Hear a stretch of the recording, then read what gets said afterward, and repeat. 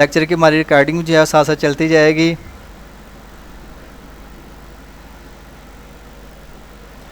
तो आज का जो पोर्शन है हमारा वर्बल इंटेलिजेंस में, इसमें हम वर्बल एनालॉजी पढ़ेंगे।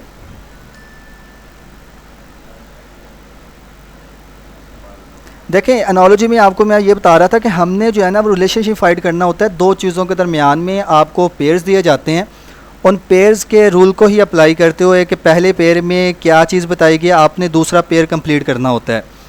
इसके जब हम प्रैक्टिस एमसीक्यूज़ करेंगे तो आपको इसकी ज़्यादा समझ लग जाएगी। एनालॉजी के जो क्वेश्चंस है ना, इसमें एक ट्रिक आपने फॉलो करना है। इज़ टू, एज़ टू, ये दो वर्ड्स आपने ये रट लेने हैं अभी से। जहाँ पे जिस क्वेश्चन में ये अल्फाज आए होंगे समझ लें कि वो एनालॉजी वाला क्वेश्चन है और आपने वहाँ पे यही रूल्स फॉलो करने हैं, ठीक है। अब इसमें होगा क्या कि दो फार्मेट आ सकते हैं, या तो वो वर्ड पेयर फार्मेट हो सकता है या वो सेंटेंस स्टेटमेंट फार्मेट हो सकता है। मज़ीद इसमें प्रैक्टिस एमसीक्यूज़ की तरफ आएंगे। तो ये वैसे वर्ड फार्मेट को मैं आपको क्लियर कर दूं, यहाँ पे ये एग्जांपल ऊपर गिवन है कि इस तरह जैसे है ना A/B और ये प्रपोर्शन है फिर C/D है। आपके पास ना यहाँ पे ये A वाला पोर्शन भी गिवन होगा, B भी गिवन होगा, C भी, लेकिन आपने जो ये D है ये फाइंड करना होगा। जैसे यहाँ पे प्रैक्टिस एमसीक्यूज़ है, पहला आप लोग मुझे यहाँ पे आंसर भी करेंगे साथ साथ। ये पहले एमसीक्यूज़ को ज़रा सोल्व करें। हैंड, ग्लव, फुट, इसका चौथा जो है ऑप्शन क्या आएगा बताएं।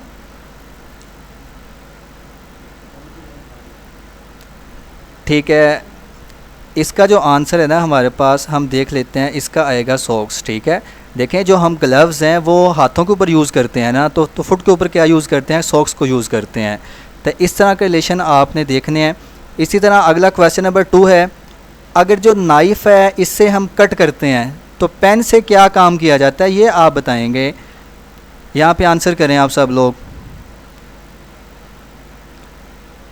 ओके, तो इसका आंसर आएगा राइट।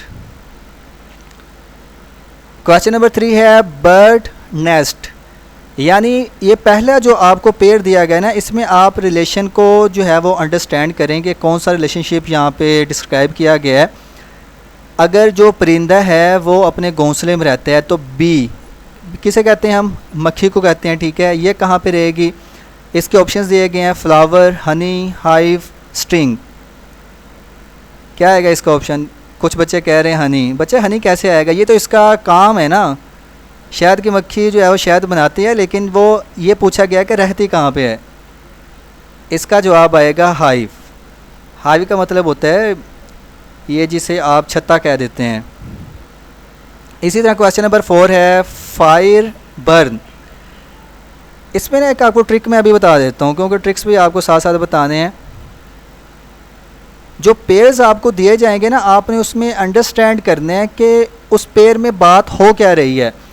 यानी अगर ये वाला क्वेश्चन है, यहाँ पे बताया गया है कि फायर, इसके साथ लिखा गया है कि बर्न, इसमें इसका काम बताया गया है ना कि जो आग है वो क्या करती है, जलाती है।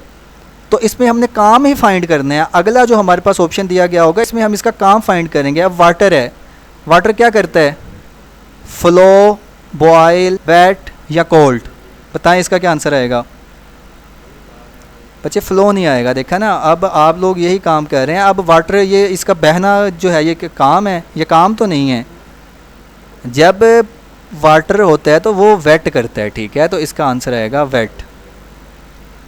इसी तरह एक और क्वेश्चन है, फिंगर जो है वो हैंड के लिए और लीफ, यानी यहाँ पे अब आप रिलेशनशिप को अंडरस्टैंड करें। ये फिंगर है तो ये कहाँ लगी होती है, हैंड के ऊपर, ठीक है। लीफ कहाँ पे लगा होता है, रूट, फ्रूट, ब्रांच, ट्री, तो इसमें ट्री आएगा, ठीक है। इस चीज़ को आपने अंडरस्टैंड करना है। तो इस तरह जो है ये हमारा ये जो वर्ड फार्मेट था वो कंप्लीट हो गया। अब सेंटेंस स्टेटमेंट फार्मेट को हम देखेंगे। यहाँ पे जो है ना ऐसा होता है कि सेम वही एमसीक्यूज़ हैं, लेकिन इज़ टू वाला जो फार्मूला है वो अप्लाई हो रहा होगा। जैसे इसके एग्जांपल देखें तो sugar is too sweet as salt is to, क्या बताया गया है, ये इसकी प्रॉपर्टी बताई जा रही है ना। शुगर क्या होती है, स्वीट होती है, तो साल्ट क्या होता है, साल्टी होगा। इसी तरह क्वेश्चन नंबर 2 को देखें, इसमें है I is to see as ear is to. Answer बताइए मुझे। ओके अच्छा, इस तरह के ना क्वेश्चंस आते हैं, ठीक है। एनोलॉजी वाला पोर्शन वो होता है कि अगर इसके 10 एमसीक्यूज़ भी आ जाए ना तो आप 10 में से 10 नंबर ले सकते हैं, इसमें कोई मसला नहीं आपको होगा। तो इसका आंसर देख लेते हैं। एयर का काम होता है हेयर, सुनना। Painter is to paint as writer is to. Okay अच्छा, यहाँ पे ना ये ऑप्शन के ऊपर डिपेंड करेगा। जैसे यहाँ पे बच्चों ने कहा हुआ है कि राइट, तो राइट भी इसका करेक्ट ऑप्शन है, लेकिन हम ऑप्शंस देखेंगे। अगर वहाँ पे राइट का ऑप्शन दिया हो तो राइट को चूज़ कर लें, अगर स्टोरी का ऑप्शन हो तो आप स्टोर भी कर सकते हैं। Dentist is to teeth as cardiologist is to. Simple question है। Heart. A knife is to cut as shovel is to. अच्छा, शॉवल क्या होता है? ये ना बेलचे को कहते हैं, ठीक है, जिससे क्या काम करते हैं, हम ज़मीन की खुदाई कर रहे होते हैं, तो इसका काम होगा डिग। ये हमारा यहाँ पे जो है वो वर्बल का पोर्शन कंप्लीट हो गया है। आप लोग जो है मुझे यहाँ पे इंफॉर्म करें कि आपको अगर इसमें कोई अभी तक प्रॉब्लम है ताकि उसको सॉल्व किया जा सके, फिर हम आगे चलेंगे। आप लोग यहाँ पे क्वेश्चंस मुझसे पूछ सकते हैं।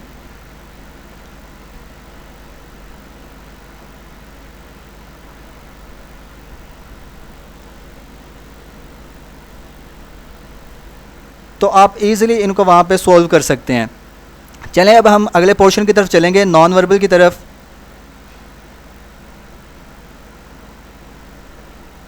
इसमें जो हम आज कैटेगरी पढ़ने जा रहे हैं नॉन वर्बल की, वो भी एनोलॉजी पोर्शन ही है, ठीक है। यानी क्या होगा कि इसमें भी उसी तरह ही रेशियोज़ गिवन होंगी। आपके पास जो है वो 3 पिक्चर्स दे दी जाएंगी या 4 पिक्चर्स दे दी जाएंगी। आपने अगली पिक्चर फाइंड करनी होगी कि उसका आंसर क्या आएगा। सिंपल एमसीक्यूज़ हैं ये भी, लेकिन इसमें कुछ जो है ना वो डिफ़िकल्टी लेवल आपको नज़र आएगा। जैसे जैसे मैं आपको इसकी प्रैक्टिस करवाऊँगा तो आज पता लगेगा कि आपको जो है इसके ऊपर कितनी ग्रिप है। रिकॉर्डेड लेक्चर मिल जाएगा, रिकॉर्डिंग इसकी ऑलरेडी हो रही है बच्चों।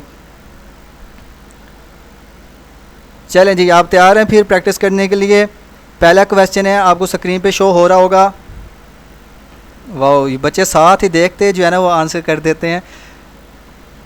चलें, जो ऐसे बच्चे हैं ना जिनको नहीं पता वो भी यहाँ पे बताएं, जो कि न्यू बच्चे हैं। यहाँ पे देखें इस डायग्राम को, तो हमने ये इस लाइन को देखना है, ठीक है। वैसे ये 2 लाइंस हैं। पहली लाइन इस कॉर्नर के ऊपर टच है, फिर दूसरे वाले में इस कॉर्नर के ऊपर आ रही है, फिर ये इस कॉर्नर के ऊपर। तो अब अगले जो आना चाहिए वो इस कॉर्नर के ऊपर होना चाहिए। तो किस में है? वो इसमें भी है, इसमें भी आपको नज़र आ रही है, इसमें भी। लेकिन ये देखें कि हम अब बड़े वाली लाइन भी देखेंगे। बड़े वाली लाइन जो है वो अब इस साइड पे होनी चाहिए अगर हम पिछला पैटर्न फॉलो करें। तो इसका जो आंसर है वो हमारे पास 1 आएगा। क्वेश्चन नंबर 2 देखें जल्दी से, ये थोड़ा सा कंफ्यूजिंग होगा आपके लिए।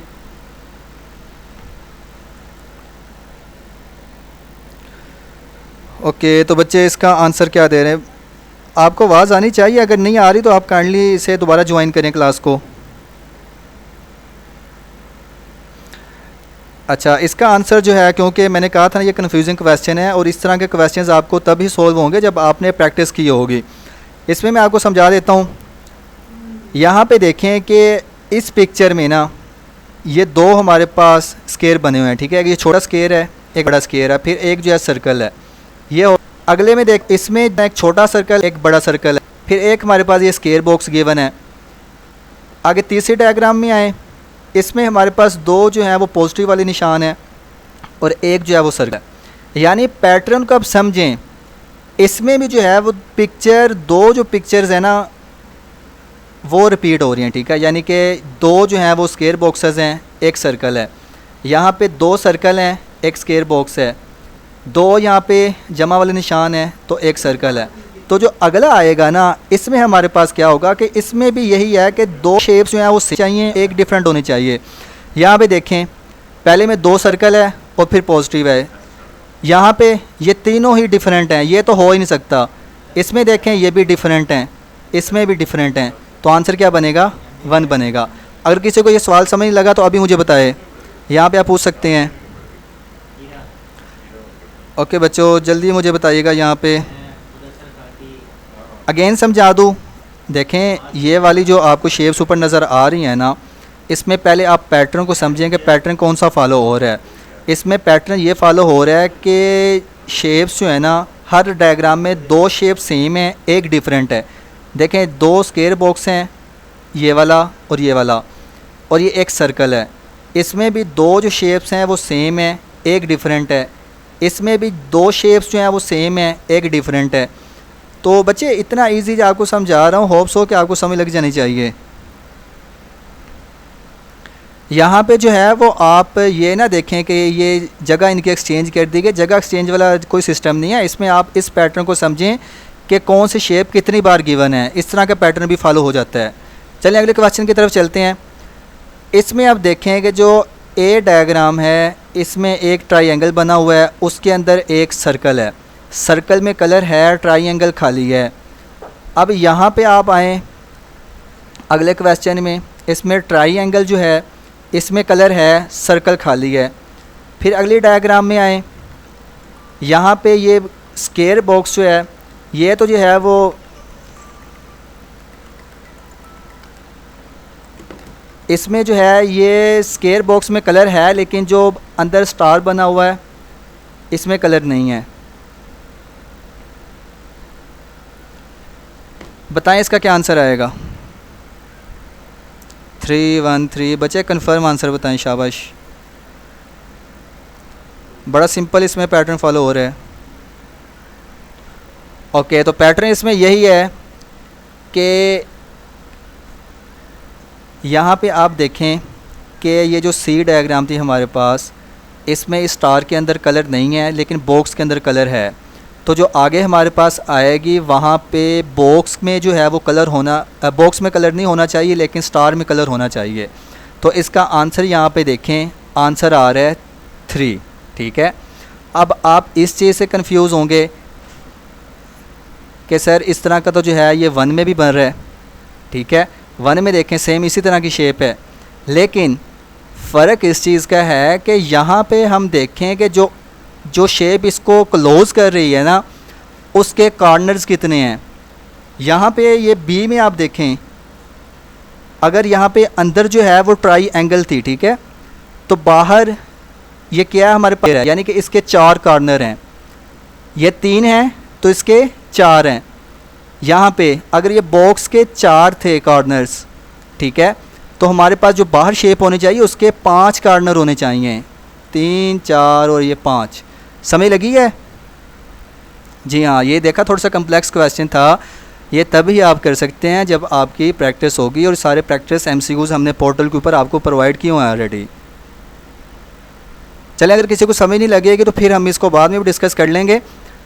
क्वेश्चन नंबर 4 है, ये बड़ा सिंपल है, इसका आंसर आप दे दें जल्दी से। इसको समझाने की वैसे ऐसा नीड नहीं है, सिर्फ जो पॉजिटिव का निशान है हमारे पास वही चेंज हो रहा है, प्लस का साइन जो है चेंज हो रहा है, तो इसमें आंसर आएगा हमारे पास 2। ओके, क्वेश्चन नंबर 5 की बात करें तो ये भी थोड़ा सा आपके लिए कम्प्लेक्स होगा।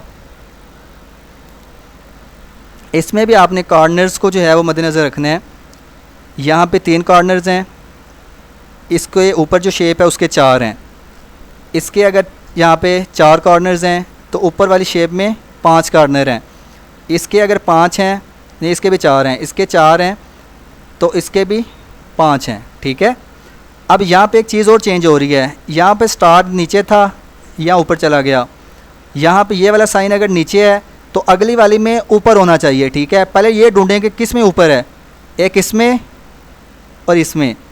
अब हमने तलाश ये करना है कि कॉर्नर किस में जो हैं वो सही वाले हैं। यहाँ पे इसके 5 कॉर्नर हैं और इसके 1 2 3 4 5 6 कॉर्नर हैं, यानी 5 और ये 6 कॉर्नर। यहाँ पे देखें नीचे जो है हमारे पास 6 कॉर्नर है, यहाँ पे 4, तो ये नहीं बन सकता, क्योंकि जो पैटर्न फॉलो हो रहा था ना वो क्या था हमारे पास कि ऊपर वाले के ज़्यादा कॉर्नर होने चाहिए, तो इसका बी आंसर आएगा। समझ लगी आपको? सबको इन्फॉर्म करें मुझे ज़रा मैसेज पे। चलें, शाबाश। आगे हम चलते हैं क्वेश्चन नंबर 6 की तरफ। अब इसको सोल्व करें आप। इसमें भी वही कॉर्नर्स वाला इशू है। ए डायग्राम भी देख लें, बी भी देख लें, सी भी और डी भी। इसके अंदर जो है वो सब्सट्रैक्शन वाला एक रूल अप्लाई हो रहा है, यानी कि जो अंदर शेप होगी उसके कार्नर ज़्यादा हैं, बाहर वाली के कम हैं। तो इसको ज़रा काउंट करें, यानी ये स्केयर हमारे पास अंदर होना चाहिए ना, स्केयर के 4 कार्नर हैं, तो जो बाहर हो उसमें 3 कार्नर होने चाहिए, तो इसका आंसर आएगा 1। ओके, अब ये जो है ये शेप सिर्फ जो है वो चेंज हो रही है, यानी मिरर इमेज इसका बन रहा है, फ्लिप हो रही है सिर्फ शेप। तो इसमें देखें बहुत सिंपल क्वेश्चन है ये यहाँ पे ये साइड पे है तो यहाँ पे ये इस साइड पे हो जाएगा, ठीक है। तो इसको हम देख लें तो इसका आंसर आएगा 4। क्वेश्चन नंबर 8 की बात करें तो ये अंदर 3 डॉट्स दिए गए हैं, इनको मिलाएंगे तो ट्रायंगल बन जाएगा, ठीक है, इस तरह। और यहाँ पे अगर इनको मिलाएंगे तो ये हमारे पास स्क्वायर बन जाएगा। क्वेश्चन नंबर 9 है, बड़ा सिंपल है। एक सर्कल है तो इसके 2 सर्कल जो हैं वो बाहर बन रहे हैं, ये एक स्क्वायर है तो ये डबल स्क्वायर बन जाएगा। आगे चलेंगे हम क्वेश्चन नंबर 10 की तरफ। ये तो बहुत ही सिंपल है, सेम शेप जो है वो रिपीट हो जा रही है, ये और ये, तो यहाँ पे ये, तो इस तरह के भी कभी कभी आ जाते होते हैं, लेकिन ये बस वैसे ही आपको थोड़ा खुश करने के लिए एमसीक्यू डाला हुआ है, ठीक है। तो ये हमारा इंटेलिजेंस का पोर्शन हो गया कवर। अब हमारा रह गया एकेडमिक पोर्शन। अभी तक आपको यहाँ पे अगर कुछ चीज़ समझ नहीं लगी तो मुझे यहाँ पे इन्फॉर्म करें जल्दी से। सर बहुत अच्छा समझा रहे हैं आप, बहुत मुश्किल है समझने में, बहुत मुश्किल। बच्चे ये लेक्चर्स को अच्छे से आप लीजिएगा, इंशाल्लाह चीज़ें आपको क्लियर हो जाएंगी, ठीक है। ये जो मैंने आपको आज पोर्शन समझाया है ना, ये ऐसा पोर्शन है कि अगर आपको ये समझ लग जाती है ना, तो जो वर्बल में आपके 64 एमसीक्यूज़ आ रहे होते हैं, आप इनके ऊपर अपनी अच्छी ग्रिप कर लेंगे, आपको वहाँ पे कोई प्रॉब्लम नहीं होगी। अब आप ये खुद सोचें कि एक बच्चा प्रैक्टिस किए बगैर वहाँ पे जाता है तो क्या वो इस तरह के एमसीक्यूज़ कर सकेगा? एक एमसीक्यूज़ को सोचने के लिए ना उसे कम से कम लगेगा, और उधर इतना टाइम नहीं होता आपके पास। अच्छा चलें हम ना अब आगे चलते हैं अगले क्वेश्चंस की तरफ। अब हमारा एकेडमिक पोर्शन है, अपनी केमिस्ट्री की बुक ओपन कर लें, चैप्टर नंबर 9। अगर आप पंजाब से हैं या जो भी आपका प्रोविंस है उसमें आप चैप्टर जो है पहले बेंजीन वाला चैप्टर ओपन करेंगे। आज हम ये 3 चैप्टर्स कवर करेंगे, इनकी आपको जो है वो इम्पोर्टेंट चीज़ें बताई जाएंगी, आपने इनको हाईलाइट कर लेना है अपने पास।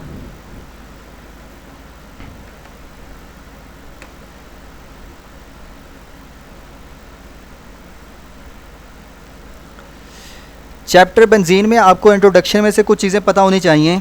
इसमें किस तरह के एमसीक्यूज़ आ सकते हैं, आपसे ये पूछा जा सकता है कि इसको डिस्कवर किसने किया था, और इसकी डेट पूछी जा सकती है, ठीक है। 1825 में इसने डिस्कवर किया था, और कहाँ से डिस्कवर किया था? गैस जो कैसे प्रोड्यूस हुई थी, जब डिस्ट्रक्टिव डिस्टिलेशन हुई थी, ठीक है। ये इंपॉर्टेंट पॉइंट्स हैं जो सिर्फ आपके यहाँ पे लिखे जाते हैं। तो इनको जो है आपको ये PDF ऐसे प्रोवाइड कर दूँगा, इसको पढ़ लीजिएगा, लेकिन अभी इसको रट्टा लगा लें, जब क्योंकि पढ़ा रहा हूँ आपको, तो ये चीज़ आपके एक याद करने वाली, इसको भी मेमोराइज़ कर लें। फिर इसको आइसोलेट किसने किया था? वो किया था हॉफमैन ने। डिस्कवर इसने किया था माइकल फ्राडे ने, लेकिन बेंजीन आइसोलेट किसने की थी? हॉफमैन ने। और स्ट्रक्चर सजेस्ट किसने किया था? कि क्यूल ने, ठीक है, 1865 में। इसका जो मालिकुलर फार्मूला है वो ये वाला है, और मालिकुलर वेट इसका 78। अब इसके जो इम्पोर्टेंट डेरिवेटिव्स हैं, ये फार्मूलाज वैसे आपने पढ़ी होंगे, बहुत इजी हैं। कि हम जो है टोल्यूइन बनाना हो तो हम CH3 इसके साथ अटैच करते हैं, यानी मिथाइल ग्रुप हमारे पास अटैच हो जाता है। फिनोल के लिए हमारे पास हाइड्रोक्सिल ग्रुप अटैच होता है, एनिलीन के लिए NH2 ग्रुप ऐड होता है। तो इन चीज़ों को आप याद कर लीजिएगा। इसमें होगा क्या कि आपसे किस तरह चीज़ें पूछी जाएंगी, वहाँ पे इस तरह स्ट्रक्चर ही आपको गिवन हो सकता है, ठीक है। अगर स्ट्रक्चर दिया हो, आपने जो है उसको आइडेंटिफाई करना हो, जैसे ये बेंजीन का स्ट्रक्चर है, इसके ऊपर ये OH लगा है, तो आपको इसका नाम पता होना चाहिए कि ये क्या चीज़ है। इस तरह के क्वेश्चंस वहाँ पे आ सकते हैं। फिजिकल प्रॉपर्टीज़ में आप देख लें तो ये कलरलेस लिक्विड होता है और स्वीट स्मेल है। बॉइलिंग पॉइंट इसका 80.1 है सेल्सियस, मेल्टिंग पॉइंट इसका 5.5 सेल्सियस है, और सोलिबिलिटी की बात करें तो इनसोल्युबल होता है वाटर में। और ये डेंसिटी वगैरह इतना याद करने की ज़रूरत नहीं है, बस इतना याद कर लीजिएगा कि ये लाइटर होता है वाटर से, ठीक है। अब आगे चलेंगे हम। इसमें कंट्रीब्यूशन जो इसका स्ट्रक्चर बना था, तो इसमें जस्ट ना एक पॉइंट याद कर लीजिएगा कि इसने कितने स्ट्रक्चर दिए थे और ये इसने कितने स्ट्रक्चर दिए, ठीक है। कि क्यूल्स के स्ट्रक्चर्स कितने हैं? 2 और जो दीवार के स्ट्रक्चर थे वो कितने थे 3। इसके बस आपने याद कर लेना है। और जो वैसे मेजर हमारे पास यूज़ किया जाता है ना वो ये क्यूल वाला स्ट्रक्चर ही यूज़ किया जाता है, ये वाले स्ट्रक्चर इतने इस्तेमाल नहीं होते। रेजोनेंस का कंसेप्ट आपने पढ़ा होगा, आपकी बुक में गिवन है, इसको थोड़ा सा हाईलाइट करें आप, ठीक है। और इसकी जो बॉन्ड लेंथ है ये आपने याद करके जानी है। इसमें से एमसीक्यूज लाजमी आते हैं। इसमें अगर डबल बॉन्ड का पूछ लिया जाए तो कितनी इसकी बॉन्ड लेंथ होगी, ट्रिपल बॉन्ड में कितनी है, और ये अल्काइंस वगैरह का बताया हुआ, और बेंजीन में कितनी है, ठीक है। तो इसको ज़रा रट्टा लगा लीजिएगा, बाकी ये स्ट्रक्चर्स एज सच करने की ज़रूरत नहीं है। अब ये इंपॉर्टेंट है आपके पास, ये लाजमी आता है क्योंकि कल मैंने जब आपको हाइड्रोकार्बन वाला चैप्टर पढ़ाया था उसमें आपको बताया था कि रिएक्टिविटी आपने याद करनी है अल्केन की, अल्कीन की और अल्काइंस की। अब आज क्योंकि हम बेंजीन पढ़ रहे हैं तो इसको भी आप इसमें ऐड करेंगे। इसमें आप देखें जो रिएक्टिविटी है इसका कंपैरिजन करें तो अल्केन्स जो है इसकी सबसे कम होती है, ठीक है। अच्छा, अगर आपसे पूछ लिया जाए कि स्टेबल कौन सा सबसे ज़्यादा होगा तो स्टेबल वही होगा जो कम रिएक्टिव होगा, ठीक है। तो अल्केन्स हमारे पास सबसे ज़्यादा स्टेबल होते हैं। और अगर रिएक्टिविटी की बात की जाए तो इनकी कम है। फिर अरोमेटिक कंपाउंड हो जाते हैं। अरोमेटिक कंपाउंड्स कौन से, यही बेंजीन वाले, और अल्केन्स, फिर अल्काइंस, यानी सबसे ज़्यादा जो रिएक्टिव है ना वो है अल्काइंस।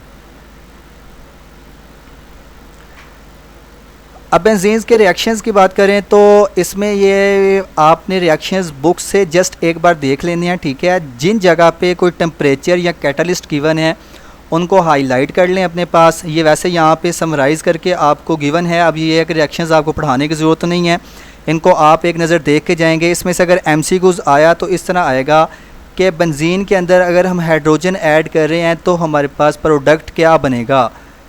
ये सिंपल इस तरह के क्वेश्चंस आएंगे, तो इन रिएक्शंस को एक नज़र देख लीजिएगा।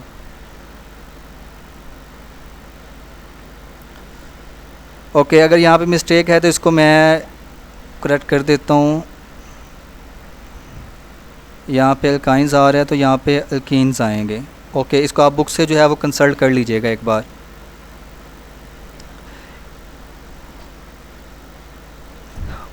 ओके, तो इलेक्ट्रोफिलिक सब्स्टिट्यूशन रिएक्शंस भी इसमें आते हैं।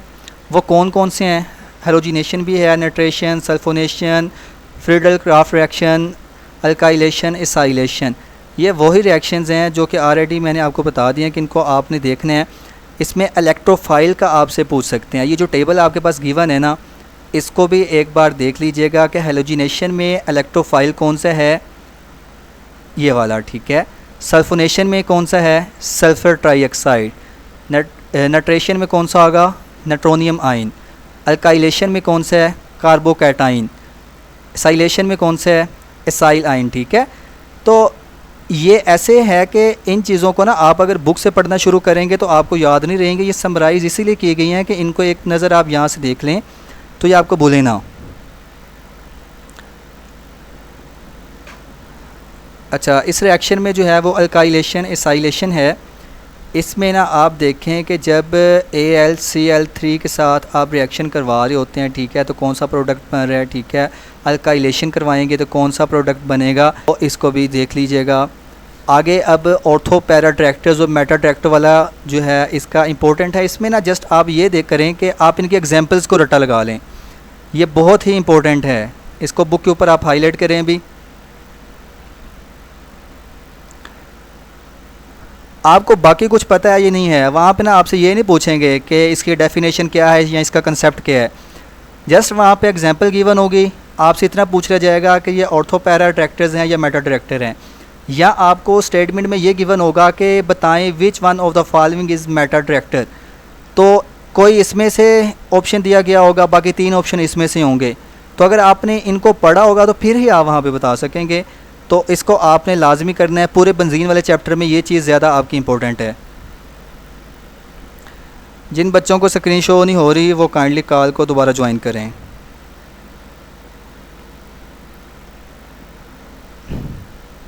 बच्चों समझ लग रही है आपको यहाँ तक?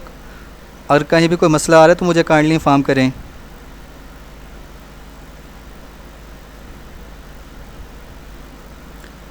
ठीक है, बेसिकली इसका मकसद ना लेक्चर का यही होता है, ये आपको एफएससी की तरह यहाँ पे नहीं पढ़ाया जाएगा, आपको जस्ट इंपॉर्टेंट चीज़ों के बारे में इन्फॉर्म किया जाएगा।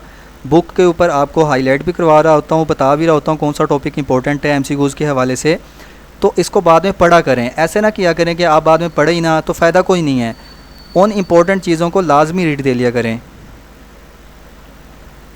अच्छा, पीछे कुछ स्ट्रक्चर्स गिवन हैं तो इनको आप कर लीजिएगा, ठीक है। ये पीडीएफ में आपको मिल जाएगा, तो ये जस्ट ये वाले स्ट्रक्चर्स कर लीजिएगा। अब अगला चैप्टर है हमारा अल्काइल हैलाइड्स वाला। क्या होते हैं अल्काइल हैलाइड्स? जिसमें जो हाइड्रोजन एटम होता है ना अल्केन का, ठीक है, वो रिप्लेस हो जाता है किससे? हेलोजन एटम से। हेलोजन एटम कौन से थे? फ्लोरीन, क्लोरीन, ब्रोमीन और आयोडीन। इसका जनरल फार्मूला क्या है? CnH2n+1, ठीक है। साथ ही है कि X यानी कि हेलोजन ग्रुप अटैच होगा। मोनो हेलो अल्केन हो सकते हैं, डाई हेलो अल्केन या ट्राई हेलो अल्केन। इसका कॉन्सेप्ट आपको अच्छी तरह पता होगा कि अगर जो है वो तीनों कार्बन्स के साथ हेलोजन ग्रुप अटैच है तो उसे हम ट्राई कहेंगे, अगर दो के साथ अटैच है तो उसे डाई हेलो अल्केन कहेंगे। यहाँ पे एक बच्चा कह रहा है कि सर आप जस्ट रीडिंग करवा रहे हैं, बच्चे आपको इंपॉर्टेंट चीज़ें बताई जा रही हैं, आप और क्या यहाँ पे कह रहे हैं। अगर आपको एमसीक्यूज़ चाहिए वो एमसीक्यूज़ की प्रैक्टिस भी एंड के ऊपर करवाई जाएगी। बाकी ऑलरेडी हमारे पोर्टल के ऊपर इसके प्रैक्टिस एमसीक्यूज़ अवेलेबल हैं।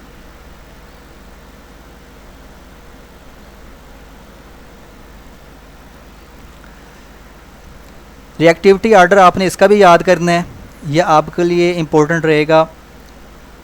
ये क्वेश्चन आ सकता है, इसको आप लिख लें अपने पास, और इसका पोलैरिटी आर्डर भी पता होना चाहिए। ये ऐसा है कि इन्वर्स होता है, यानी अगर रिएक्टिविटी आर्डर जो है अगर इसमें आयोडीन अगर अटैच हो रहा है इसके सबसे ज़्यादा होगी तो पोलैरिटी इसकी सबसे कम होगी, ठीक है। और ये मेल्टिंग और बॉइलिंग पॉइंट का भी आर्डर आपने याद कर लेना है।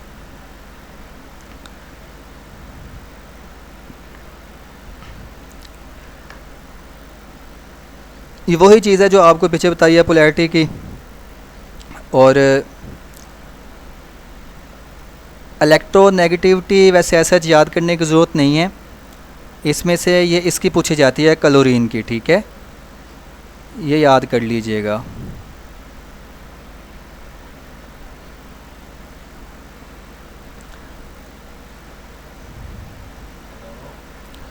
अब इसकी प्रिपरेशन की बात करें अल्काइल हैलाइड्स की, तो इसमें ये हम अल्कीन से भी प्रिपेयर कर सकते हैं और अल्कोहल से भी, ठीक है। अब क्या चीज़ इंपॉर्टेंट है यहाँ पे कि आप ये देखें कि यहाँ पे हमें क्या चाहिए, फ्री रेडिकल हेलोजिनेशन में यूवी लाइट चाहिए, ठीक है, और क्या चाहिए, क्लोरीन चाहिए। तो ये वाला इस तरह का पॉइंट आ सकता है, ठीक है। आपके पास ऑप्शंस होंगे, वहाँ पे चीज़ें पूछी जा सकती हैं। और बच्चे काइंडली लेक्चर के ऊपर आप लोग फोकस करें, ठीक है। और रेट ला, यूनिमालिक्यूलर, बाई मालिक्यूलर, ये चीज़ें आपने पढ़ी है। S1 रिएक्शंस क्या हैं, S1 रिएक्शंस हैं, सब्स्टिट्यूशन रिएक्शंस हैं, फिर इसी तरह एलिमिनेशन रिएक्शंस भी हैं। तो इनको पूरा रट्टा लगाने नहीं बैठ जाना आपने, जस्ट इनके ना ये आप याद कर लें, ठीक है, कि टर्शरी, सेकेंडरी और प्राइमरी अल्काइल हैलाइड्स हैं, ठीक है। SN1 में क्या हमारे पास आर्डर फॉलो हो रहा होगा और SN2 में हमारे पास क्या आर्डर फॉलो हो रहा होगा, ठीक है। और इसमें यह भी कि न्यूक्लियोफाइल जो है इसमें वीक न्यूक्लियोफाइल होगा और इसमें स्ट्रॉन्ग न्यूक्लियोफाइल होगा। बस ये वाले पॉइंट आप याद कर लीजिएगा, बाकी आपको ऐसा इसमें याद करने की ज़रूरत नहीं है। बच्चे अगर आपको आवाज़ मेरी कम आ रही है तो काइंडली आप लोग जो हैं वो अपनी आवाज़ तेज़ कर लें। वैसे ये है कि इसकी रिकॉर्डिंग हो रही है, बाद में आप इसे क्लियर कर सकते हैं। अच्छा, अब यहाँ पे एक बच्चे ने क्वेश्चन किया था, सर 2 मिनट में ऑर्गेनिक का चैप्टर कौन कवर करवाता है। बच्चे अगर आप पूरी बुक पढ़ना चाह रहे हैं ना, ठीक है, और आप क्योंकि AMC के मुझे स्टूडेंट लग रहे हैं, अगर आपका टेस्ट है 7 तो आप फिर ऐसा करें पूरी बुक पढ़ लें, फिर से आप केमिस्ट्री पढ़ पाएंगे। बाकी जो आपके चैप्टर्स हैं, जो बाकी आपकी चीज़ें वो रह जाएंगी। मेरा काम है आपको जस्ट इंपॉर्टेंट चीज़ें करवाना, ठीक है। आपको एक्स्ट्रा चीज़ें नहीं करवाऊँगा जिनसे MCQs बनते नहीं हैं, क्योंकि हमें पता है कि किस तरह का पैटर्न फॉलो हो रहा होता है वहाँ पर।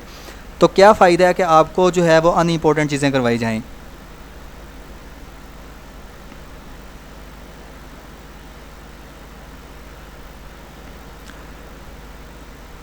आगे बात करेंगे अल्कोहल की। अल्कोहल्स का जो फंक्शनल ग्रुप है वो तो आपको पता ही है, और जनरल फार्मूला ये वाला फॉलो होगा। इसमें एथेनॉल जो है इसको ड्रिंक्स में और सैनिटाइज़र्स में यूज़ किया जाता है, ठीक है। इसको आप MCQs के हवाले से याद कर लीजिएगा। यहाँ पे सिर्फ वही पॉइंट्स लिखे गए हैं जो इंपॉर्टेंट हैं। तो ड्रिंक्स एंड सैनिटाइजर्स में कौन सा हम अल्कोहल यूज़ करते हैं? एथेनॉल।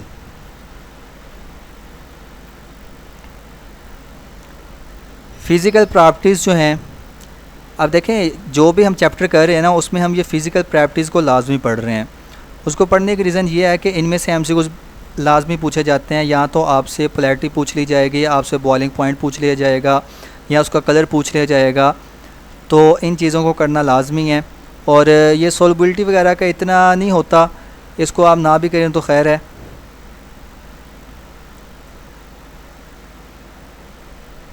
ओके, अब इसकी रिएक्टिविटी की बात करें तो ये हमारे पास डिपेंड कर रहा होता है। आपने देखें जब इसका स्ट्रक्चर देखा है ना अल्कोहल का, तो इसमें ये डिपेंड करेगा कि हमारे पास ग्रुप कौन सा। जैसे कि अगर ये हमारे पास ऐसे होता है, ठीक है, यानी ये जो भी चेन बनी हुई है इसके ऊपर OH ग्रुप अटैच है। अब ये दोनों के ऊपर डिपेंड करेगा कि ये वाला बॉन्ड टूट रहा है या ये वाला बॉन्ड टूट रहा है, ठीक है, यानी C और O के दरमियान बॉन्ड टूट रहा है या O या OH के दरमियान वाला बॉन्ड टूट रहा है। तो इसके जो है वो ब्रेकिंग के ऊपर डिपेंड कर रहा होगा। अब यहाँ पे आप इसके पॉइंट्स वगैरह पढ़ लीजिएगा। अगर तो OH वाला बॉन्ड टूट रहा हो तो कौन सा रिएक्शन फॉलो होगा? न्यूक्लियोफिलिक सब्स्टिट्यूशन रिएक्शन, ठीक है।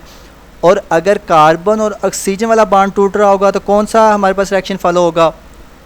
इलेक्ट्रोफिलिक सब्स्टिट्यूशन रिएक्शन, ठीक है।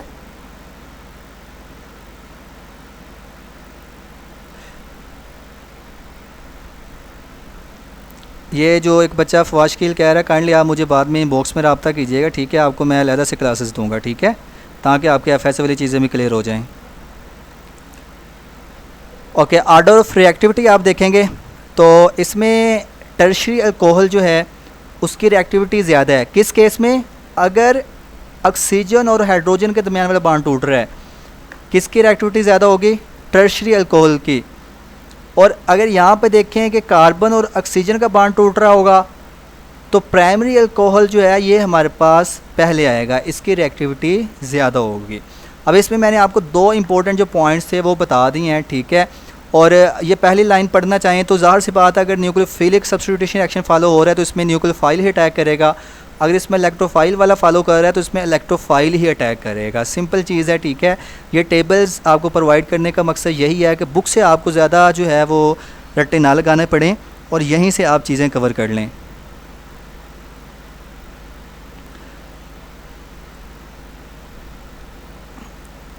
चलें, अब हम जो है रिएक्शंस ऑफ अल्कोहल की बात करेंगे। पहले हमने इसके रिएक्टिविटी की बात की थी, अब इसकी बेस के ऊपर कौन कौन से रिएक्शंस ये दे रहा होता है। अच्छा, ये यहाँ पे एक स्टूडेंट ने कहा सर जस्ट आप सिंपल लाइंस बता रहे हैं। बच्चे आप मुझे यहाँ पे ज़रा डिस्क्राइब करें कि आपको किस तरह से लेक्चर्स चाहिए।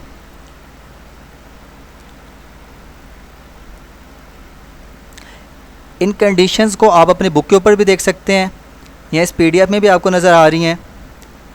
जब अल्कोहल को हम तैयार कर रहे होते हैं अल्कीन से, ठीक है, इसको हम कहते हैं हाइड्रेशन रिएक्शन। यानी कि क्या होगा, इसमें वाटर ऐड किया जाएगा, ठीक है। हाइड्रेशन का मतलब ये होता है जब वाटर इसमें हम ऐड करेंगे तो अल्कोहल प्रिपेयर होगी। और इसमें कंडीशंस क्या चाहिए, वो एक तो हमें डाइल्यूट H2SO4 चाहिए, हीट और प्रेशर चाहिए। ओके, इस चीज़ को आप याद रखिएगा। अगर हम क्या करेंगे, अल्कोहल को तैयार करेंगे अल्कीन से, तो इसमें वाटर तो हम प्रोवाइड करेंगे ही करेंगे, लेकिन इसके अलावा एक कंडीशन चाहिए कि डाइल्यूट हाइड्रो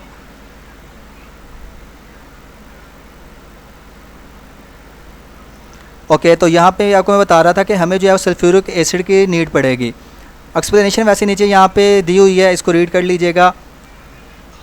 ये अपना टेस्ट मैंने जब आपको पहले भी एक दफ़ा क्लास थी तो उसमें बताया था कि बच्चों जो टेस्ट होते हैं ना, ठीक है, वो टेस्ट आपके लिए बहुत ज़्यादा इंपॉर्टेंट होते हैं।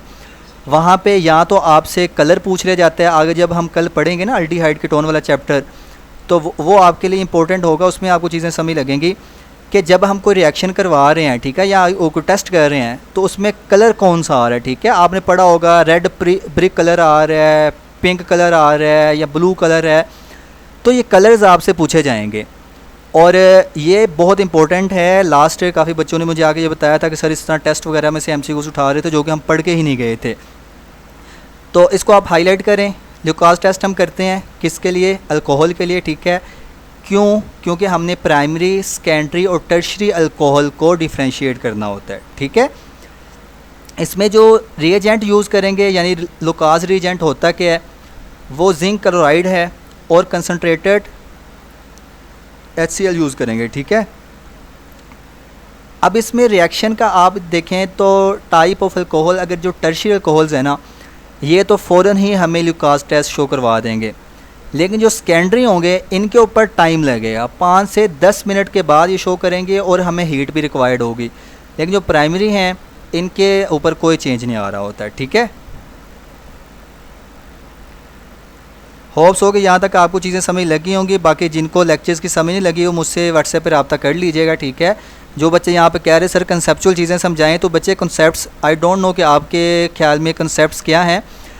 बहरहाल यहाँ पे अभी एमसीक्यूज़ के आप लोग आंसर करेंगे तो आपको आइडिया हो जाएगा। वैसे यहाँ पे ऑलरेडी आंसर शो किए हुए हैं। अच्छा, विच of the following is aromatic?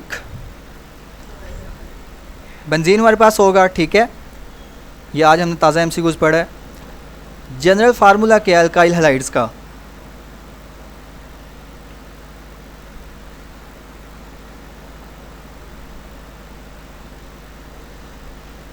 Okay, इसका आंसर हमारे पास बी आएगा। और इसके आज जो है वो आंसर हाइड नहीं कर सका। इंशाल्लाह अगले लेक्चर में ये आंसर्स हाइड होंगे ताकि आप लोग इसमें पार्टिसिपेट कर सकें। इसका आईयूपैक नाम बताना है आपने। CH3 CH2 Cl, यानी कि 2 कार्बन हमारे पास गिवन है इसमें और एक ये हेलोजन ग्रुप अटैच है, तो क्या नाम होगा इसका? अच्छा, अब ना आप लोग ये भी कह सकते हैं कि सर ये इथाइल क्लोराइड है। नहीं, यहाँ पे क्या चीज़ मेंशन की गई है? आईयूपैक नाम बताना है आपने, ठीक है। तो ये हमारे पास सी इसका आंसर आएगा। Which alcohol is used in alcoholic beverages? अच्छा, अभी मैंने बताया था आपको कि ड्रिंक्स में कौन सी चीज़ यूज़ होती है? एथनॉल बताया था ना आपको, तो यही इसका आंसर आएगा। Which of the following undergoes Lucas test immediately? ये चीज़ भी अभी हमने डिस्कस की थी। कौन सा? टर्शरी वाला, ठीक है। देखें, जो चीज़ें मैंने आपको पढ़ाई है ना एमसीक्यूज़ उसी टाइप की हैं, और आप पास पेपर्स के एमसीक्यूज़ देखिएगा उसमें इसी तरह के ही एमसीक्यूज़ आते हैं। आपने वहाँ पे जाके एएमसी का या एएफएनएस का टेस्ट क्लियर करना है, ठीक है। आपने वहाँ पे जाके एमटी का ऐड नहीं देना, तो आपके लेवल का आपको पढ़ाया जा रहा है जस्ट। हाइब्रिडाइजेशन आप बताएंगे बेंजीन की, ये पॉइंट वैसे हमने वहाँ पे ऐड नहीं किया, लेकिन आपको पता होना चाहिए कि कौन सी हाइब्रिडाइजेशन इसमें फॉलो होती है। sp2 वाली, ठीक है। Which halide will undergo SN1 reaction, यानी सब्स्टिट्यूशन न्यूक्लियोफिलिक रिएक्शन, ठीक है। इसका आप ज़रा देखेंगे, इसके पॉइंट्स मैंने आपको बताए थे जब आपको वो टेबल दिखाया था।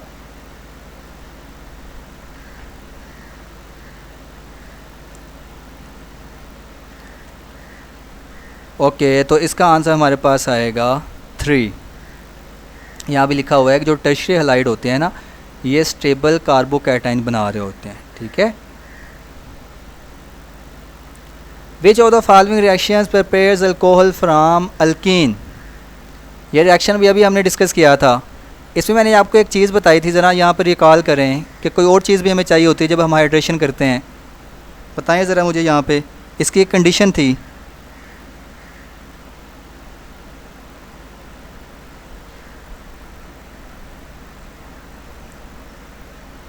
इसमें हमें क्या चाहिए था? यस, हीट और सल्फ्यूरिक एसिड चाहिए था, ठीक है। और सल्फ्यूरिक एसिड भी डाइल्यूट कंडीशन में।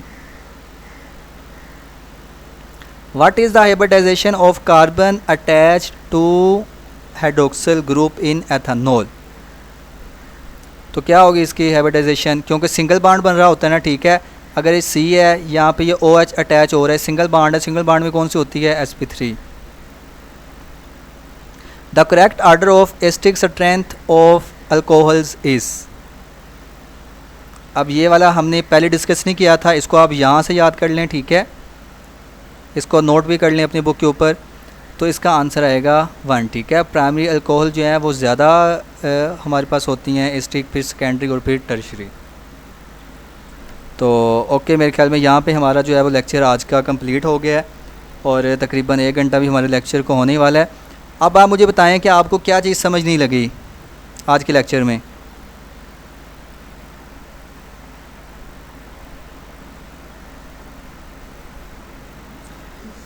बच्चे एकेडमिक पोर्शन का ना याद रखिएगा, अगर आप ये समझ रहे हैं ना कि आपको एक एक लाइन एक एक चीज़ पढ़ाई जाएगी तो ना इतना हमारे पास टाइम है और ना ही आपके पास टाइम है। जब आपके ज़िम्मे लगाया जाता है कि आपने इन चीज़ों को पढ़ना है, देखें जस्ट केमिस्ट्री आपके ज़िम्मे है ना, अब हमारा जो अगला लेक्चर है वो शायद कल हो या परसों हो, तो आपने तब तक इन 3 चैप्टर्स को कवर कर लेना है। आप इस PDF को देखिएगा कि जो इंपॉर्टेंट मैंने पॉइंट बताए हैं, इस लेक्चर की रिकॉर्डिंग एक बार देख लीजिएगा, बुक से रीड कीजिएगा, आपकी सारी चीज़ें कवर हो जाएंगी। इनके प्रैक्टिस MCQs करने हुए तो मेडिक्स के पोर्टल के ऊपर कर लीजिएगा। अच्छा, यहाँ पे एक बच्चा कह रहा है कि सर अगर आपके वाले PDF कर लें। बच्चे जस्ट PDF इनफ नहीं है, ठीक है, बुक की रीडिंग लाजमी है, आपने बुक को भी पढ़ के जाना है। ये वाले PDF भी आप लाजमी देखें, इसमें फिर जो चीज़ें आपको मैंने नोट करवाई हैं, हाईलाइट करवाई हैं कि अपनी बुक से ये करें पॉइंट्स, तो उनको आपने लाजमी करके जाना है। एक बच्चा कह रहा है सर क्लास टाइमिंग 7 बजे नहीं हो सकती या टाइमिंग 5 बजे कर लें। बच्चे देखें 7 बजे के बाद भी नमाज का टाइम होता है और 5 बजे के बाद भी, तो ये टाइम पॉसिबल नहीं है। सर हमें PDF मिलेंगे क्योंकि फ्री वालों को, ये जो पहले हमारे 2 लेक्चर थे ये फ्री ऑफ कास्ट थे, इसके बाद जो हमारे आगे लेक्चर आएंगे वो जस्ट पेड स्टूडेंट्स के लिए होंगे, ठीक है। उसकी रिकॉर्डिंग भी जस्ट उन्हीं स्टूडेंट्स को मिला करेगी जिन्होंने हमारे इस सेशंस के लिए पे किया होगा, ठीक है। तो आपको इसकी डिटेल्स वगैरह ऑलरेडी व्हाट्सएप के ऊपर दे दी गई है। अगर आपको नहीं पता तो आप व्हाट्सएप के ऊपर रब्ता कर लीजिएगा, ठीक है, नंबर आपको ऑलरेडी पता है। चलें लेक्चर की टाइमिंग का हम डिसाइड कर लेंगे, पेड जो हमारे मेंबर्स होंगे ना, जिस तरह वो अवेलेबल होंगे, ज़्यादा बच्चे जिस तरह कहेंगे उसी तरह हम लेक्चर की टाइमिंग रखेंगे। अगर रात को आप कहेंगे रात के तकरीबन 10 बजे पॉसिबल है या 9:30 बजे पॉसिबल है तो वो हम लेक्चर की टाइमिंग रख लेंगे। तो आज का लेक्चर यहीं पे एंड होता है और अल्लाह आप सबको कामयाब करे। अगर कोई चीज़ आपको समझ नहीं लगती, इंशाल्लाह अगले लेक्चर में हम उसे डिस्कस कर लिया करेंगे। यह है कि सारे पॉइंट्स ही आपके क्लियर हो जाया करेंगे। तो बस अब आपके ज़िम्मे ये है, कल आपने यानी जब आपने अगला लेक्चर लेने आना है तो आपने जो चीज़ें कवर करनी है ना, ये वर्बल का पोर्शन आपका कवर होना चाहिए, ठीक है। मेडिक्स के पोर्टल के ऊपर चले जाइएगा, आपको वहाँ पे नज़र आ जाएगा, ये देखें, ये जो है एनोलॉजी पोर्शन में आएंगे, एनोलॉजी 1, 2, 3 ये तीनों आपने करने हैं लाजमी। इसी तरह नॉन वर्बल में आप कोई भी यहाँ से जो है ना वो एक सेट कर लीजिएगा अपनी प्रैक्टिस के लिए। और एकेडमिक पोर्शन के भी आपको MCQs यहाँ पे मिल जाएंगे, तो इनको भी आप एक नज़र कर लीजिएगा। तो ये आपके ज़िम्मे काम है, इंशाल्लाह अगले लेक्चर में आपसे इसकी रिपोर्ट भी ली जाएगी। तो आज का लेक्चर यहीं पे एंड होता है। अल्लाह सबको कामयाब करे, दुआ में याद रखिएगा। फ़ी अमानिल्लाह।